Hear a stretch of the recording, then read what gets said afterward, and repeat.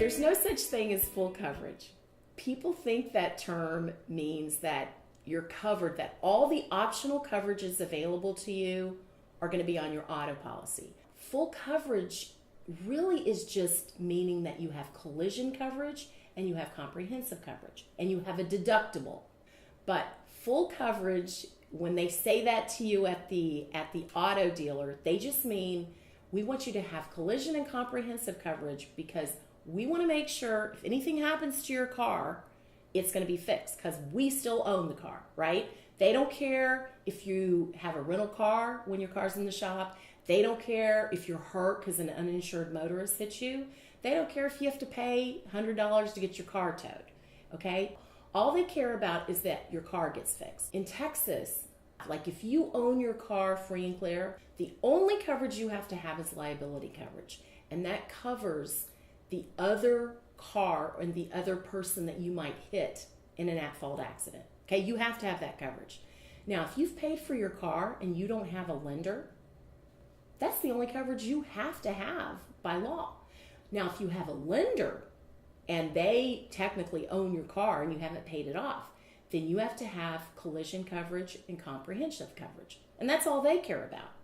The other optional coverages that are important and that are good for you to have are uninsured motorist coverage, rental car reimbursement coverage to cover you to get a rental car when your car's in the shop after an accident, personal injury protection and medical payments coverage, and then towing.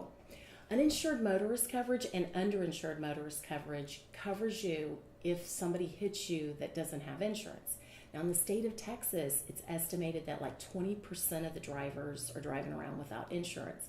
So it is important to have uninsured motorist coverage because if somebody hits you and you only have liability only, then you have no coverage like for your injuries. And if you reject it, you do have to sign a form stating that you're aware that you don't have that coverage and you reject it. Rental car reimbursement coverage is a coverage that you have to cover you if your car's in the shop and you need to have a rental car. And a lot of people think when they have full coverage, that means they automatically have a rental car for 30 days. And people get really upset after they have an accident and they can't get around and they have to pay for their own rental car because, you know, the insurance companies get better rates on rental cars. And so it could cost you a lot of money, but you have to specifically choose that coverage, and it is completely an optional coverage on your auto policy.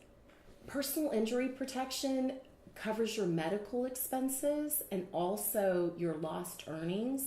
And it even covers, you know, for somebody to come to your house maybe and help you with rehab. And personal injury protection covers not only yourself as the driver, but it would cover any passenger that you have in the car. But if you don't have it, then you don't have any coverage for your medical expenses if you're in an at-fault accident. Towing is just a small optional coverage. It's only like $7 per vehicle for 6 months.